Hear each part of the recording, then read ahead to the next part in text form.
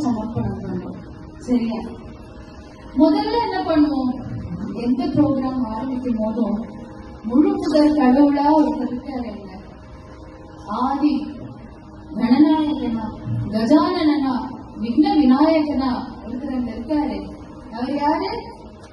புவனராஜ கணபதி. அவர் யாரு? புவனராஜ கணபதி. இப்படி ஒரு கணபதி பத்தி நம்ம சுவாமி அக்கா என்ன எழுதியிருக்காருன்னு பார்க்கலாம். அதுல சில வரிகள் ரிப்பீட்டேஷனா வரும். அது நம்ம எல்லாருமா சேர்ந்து பாடணும்னு ஆசை.